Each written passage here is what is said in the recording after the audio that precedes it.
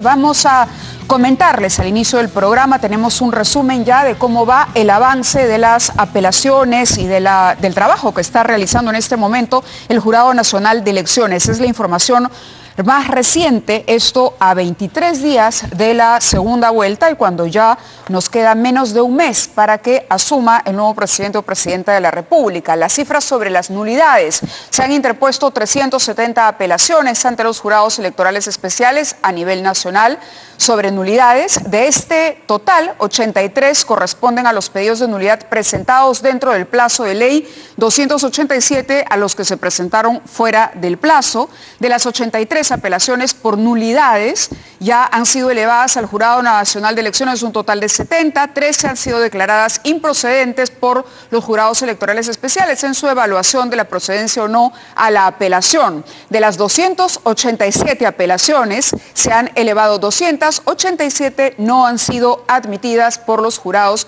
electorales especiales. En conclusión, 270 apelaciones dentro y fuera del plazo han sido concedidas y elevadas al Jurado Nacional de Elecciones y 100 se han declarado ya improcedentes por los jurados electorales especiales. Así marcha la cosa y por supuesto todos en el país deseamos que el trabajo concluya de la mejor manera pronto. Vamos a iniciar el programa con el integrante del equipo de Fuerza Popular, Fernando Rospigliosi. Él nos acompaña esta noche porque ya se encuentran en Washington. Está el almirante Córdoba, el ex ministro de la Producción, el señor Córdoba, para llevar adelante esta suerte de reclamo, esta queja que se va a presentar para pedir o fortalecer el pedido que ha hecho la señora Fujimori aquí para una auditoría electoral por parte de organismos internacionales. Señor Rospigliosi, muy buenas noches. Fernando, gracias por atendernos esta noche. Buenas noches, Mávila. Bien, hoy conversábamos antes en el programa y escuchaba también en N Portada hablar de una suerte de división de las derechas y de un deseo de Fuerza Popular de empezar a marcar distancia frente a derechas más extremistas, como por ejemplo la que personifica Rafael López Aliaga, lo cual tendría un correlato en la posición que tendrían ambas fuerzas en el próximo Congreso. ¿Qué hay de cierto en esto? Nada, no hay nada de cierto, es absolutamente falso. Todos estamos luchando por que hayan elecciones limpias y transparentes, que no se deje pasar el evidente fraude que se ha cometido en esta segunda vuelta electoral. Todos tenemos el propósito también de luchar contra la posibilidad de que se implante una dictadura chavista en el Perú, así es que tenemos propósitos comunes, que la división en estos objetivos es absolutamente falso, no es cierto. De acuerdo, pero el Jurado Nacional de Elecciones continuará con la labor y estas acciones que se están adoptando de alguna manera insinúan que no se respetará o se desconocerá lo que diga el jurado, aun cuando los enunciados van en el sentido contrario. Mira, se están haciendo todos los trámites, todos los reclamos, todas las impugnaciones dentro del marco legal. Desgraciadamente, el Jurado Nacional de Elecciones está actuando de una manera completamente irregular. No está admitiendo la posibilidad de revisar el padrón electoral, no está admitiendo la posibilidad de revisar las pruebas del fraude. Entonces, si no se pueden revisar las pruebas del fraude, evidentemente no hay nada que se pueda demostrar. El propio magistrado Luis Arce, que renunció recientemente al Jurado Nacional de Elecciones. Pero sabía que no podía renunciar él, ¿no? Él renunció y no sabía que podía hacerlo. Es decir, ayer conversábamos con la doctora Echaíz y la verdad era difícil entender incluso y justificar que él, conociendo las reglas de juego, renunciara cuando no podía hacerlo. Bueno, no renunció, usó otro mecanismo, pero no estamos hablando en términos jurídicos, sino en términos prácticos que todo el mundo entiende. Finalmente él salió, se retiró del Jurado Nacional de Elecciones. Ya ha hecho una serie de observaciones desde la primera vuelta, desde antes de la primera vuelta, y el comportamiento del jurado ha sido realmente desastroso. Por ejemplo, liquidó con razones formales al APRA, a las listas del PPC, a varios otros partidos, permitió que Martín Vizcarra fuera candidato. Eso es inconcebible. Era obvio que que, como la ley lo dice, tenía que estar 6 meses fuera del cargo público que ocupaba. Y no estaba 6 meses fuera del cargo público, lo dejaron postular. La señora Boluarte no ha renunciado al organismo electoral. Está absolutamente prohibido que los funcionarios de los organismos electorales participen en los procesos. Se ha demostrado que la señora Dina Boluarte había cobrado recientemente su salario en la RENIEC. Después ahora la RENIEC lo ha desmentido RENIEC, no ha cobrado. Sí. La RENIEC bueno, pues, pero ya había... Sí, pero ya quitaron lo que había salido en su página web. Y la señora tampoco había renunciado, había pedido licencia. A la señora Dina Boluarte le impidieron postular al Congreso. Y exactamente las mismas razones que hacen que no pueda postular al Congreso son las que obviamente hacen que no pueda postular a la vicepresidencia. Le impidieron postular al Congreso como es de ley, pero la dejaron postular a la vicepresidencia. Es decir, es obvio que el comportamiento del jurado de elecciones, de la mayoría del jurado de elecciones, es completamente irregular, como bien ha denunciado el rector Arce. Entonces, estas cosas son las que se están llevando en este momento a la OEA. La pregunta, y ahí hay una prueba que no hay división. Ahí hay una prueba de que no hay división. De acuerdo, permítame un paréntesis a esta reflexión. Si estos problemas vienen siendo arrastrados desde la primera vuelta, ¿por qué recién ahora, cuando hay 2 candidaturas, un lado, ¿no?, de las fuerzas en contienda es la que cuestiona el papel del jurado? Porque entonces tendríamos que retrotraernos incluso a la primera vuelta y anular todo lo hecho por el jurado. ¿Es esa su posición? No, para nada. Pero lo que yo estoy haciendo es un resumen de todas las irregularidades que sí fueron denunciadas. Los apristas denunciaron cómo ellos habían salido irregularmente del proceso, también el PPC. Y hubo muchas otras personas que, sin ser del APRA o del PPC o de los partidos que fueron excluidos del proceso, se sumaron a esas denuncias, respaldaron esas denuncias, pero sin embargo esto fue pasado por alto por el Jurado Nacional de Elecciones. El señor López Aliaga también denunció lo ocurrido en la primera vuelta. O sea, no es que ahora se denuncien las irregularidades que ha cometido el Jurado Nacional de Elecciones, no, esto se viene denunciando desde hace tiempo. Y el propio magistrado Arce siempre mantuvo una posición discrepante con todas estas irregularidades que cometía la mayoría del Jurado Nacional de Elecciones. Y sobre lo que dices de la división, te digo que hoy día están en Washington presentándose ante la OEA Nano Guerra García de Fuerza Popular, el almirante Montoya de Renovación Nacional, la señora Nidia Vilches del Partido Aprista y el señor Daniel Córdoba, que ha sido jefe de plan de gobierno de Alianza para el Progreso. O sea, no hay ninguna división. Ahí están todos unidos en función de la lucha contra el fraude y en función de la lucha contra la posibilidad de una dictadura chavista en el Perú. Naturalmente, estamos hablando de las fuerzas de derecha, distintos grupos, pero usted reitera, y eso es muy interesante, frente a cualquier rumor o interpretación, que en el Perú existe una derecha unida.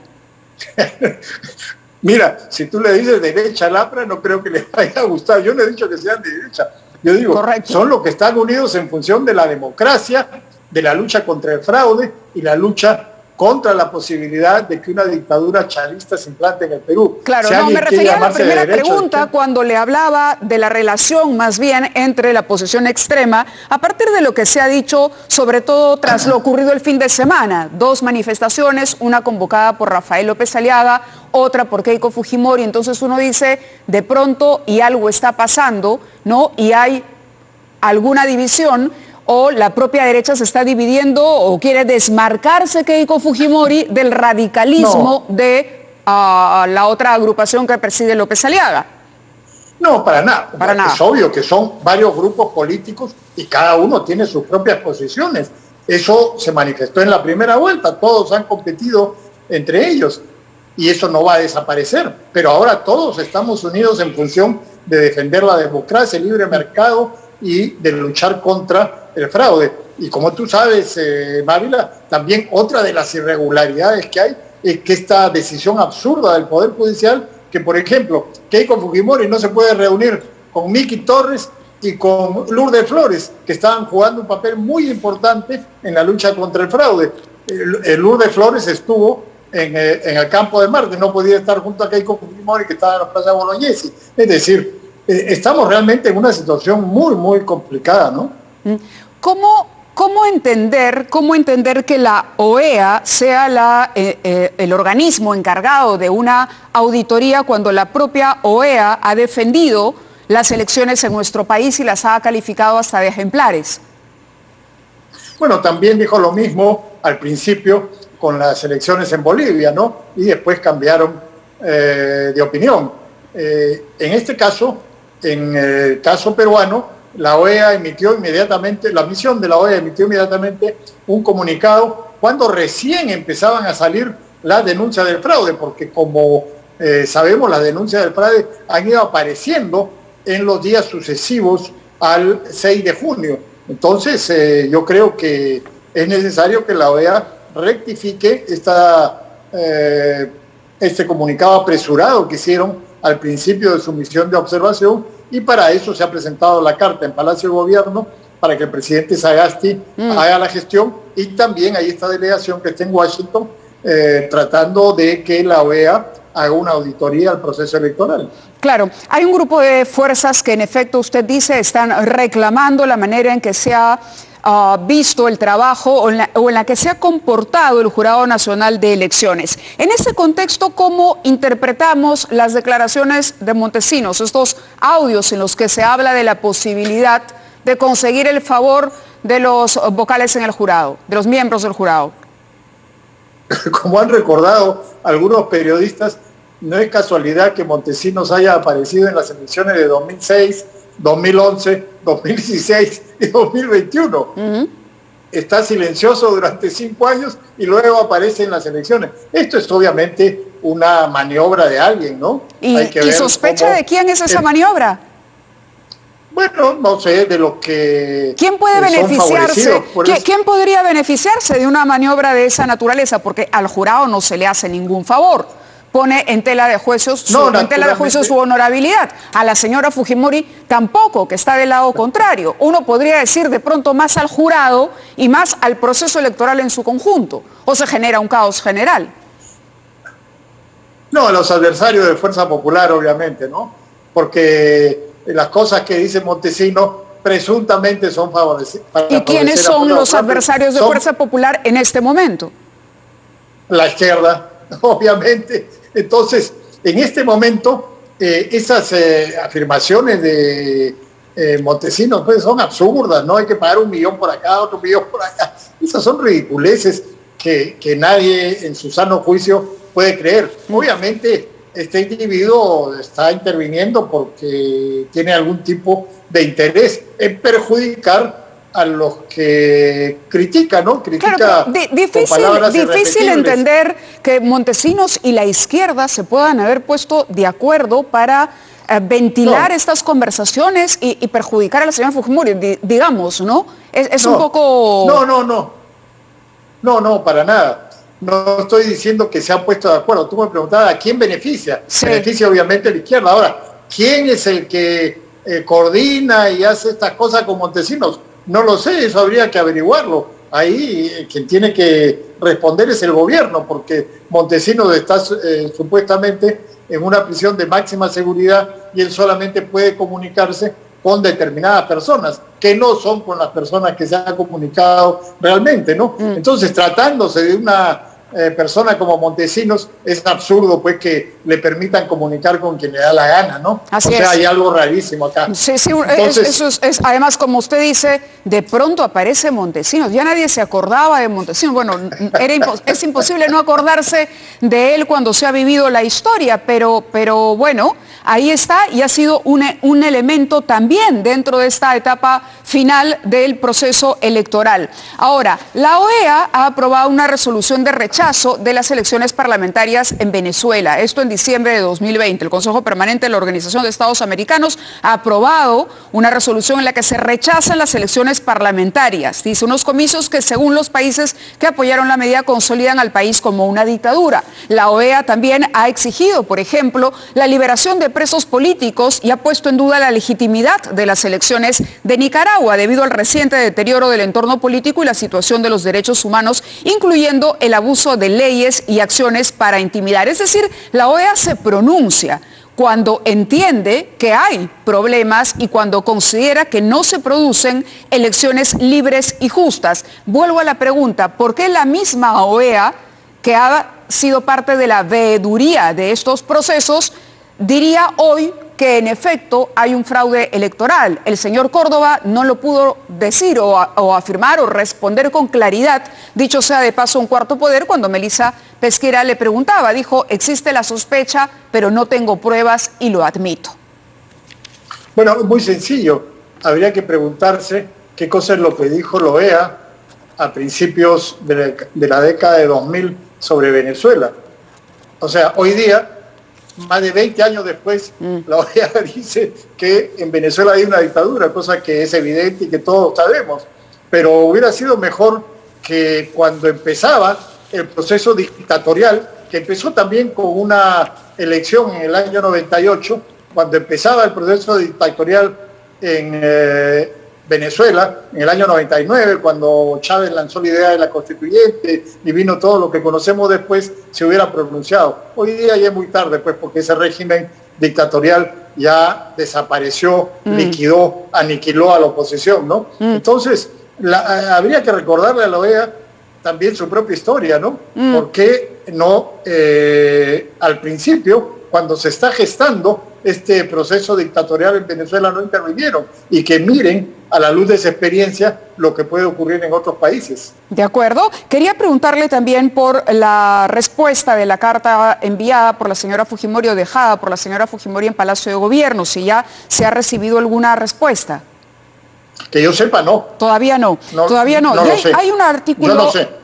Bueno, lo dejamos ahí. Entonces, hay un artículo en New York Times, una columna que habla de la fragilidad democrática y se refiere al caso peruano. Dice, lo que sucede en Perú emblematiza muy bien lo que ocurre o puede ocurrir en un grupo de países de la región. Con el 100% de las boletas contabilizadas por la Oficina Nacional de Procesos Electorales, Castillo tiene la mayoría de votos, con una diferencia estrecha. A pesar de haber asegurado que aceptaría y reconocería los resultados y de todas las promesas y ofrecido la marca Vargas Llosa como garantía, a pesar de las declaraciones de Estados Unidos, de la Unión Europea, que han felicitado al país por celebrar elecciones libres de observadores internacionales, Keiko Fujimori insiste en denunciar un fraude desautorizando los procedimientos e instancias electorales oficiales, promoviendo entre sus seguidores la idea de que existe un engaño invisible, un delito que no se puede demostrar. Es una apuesta política que instala una falla de origen en el próximo gobierno y agita emocionalmente los peores fantasmas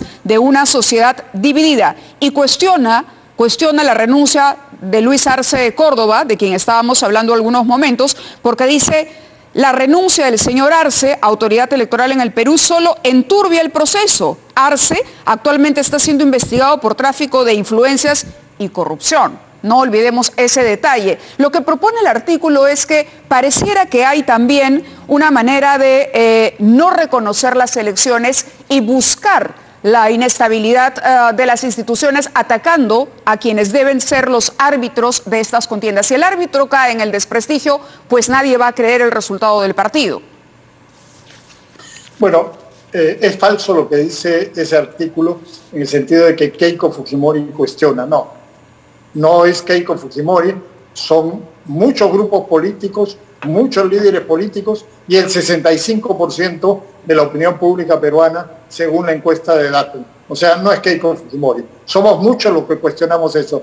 En segundo lugar, el señor Arce no es el que ha desprestigiado al Jurado Nacional de Elecciones. El Jurado Nacional de Elecciones se ha desprestigiado a sí mismo con toda esta comedia de equivocaciones que ha tenido en todo el proceso electoral, con estas decisiones durísimas para algunos partidos y blandísimas para otros, como por ejemplo para el señor Vizcarra o para la señora Boluarte. Entonces, el que se ha desacreditado es el Jurado Nacional de Elecciones. Entonces, ese artículo no está reflejando lo que ocurre en el Perú. No es cierto, como digo. Sí, una última pregunta, Sí. no, antes de que nos gane el tiempo.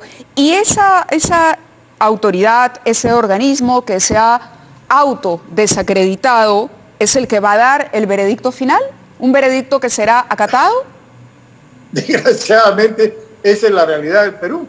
Es el Jurado Nacional de Elecciones. Pero le pregunto como representante de una de las partes que, insistiendo en la pregunta, después de esos cuestionamientos, ¿podemos creer que Fuerza Popular acatará lo que diga el jurado? Bueno, esa es la única alternativa que hay. No existe otra. De acuerdo. Muchísimas gracias a Fernando Rospigliosi por haber participado esta noche del programa. Gracias. Muchas gracias, Mayra. Gracias a usted.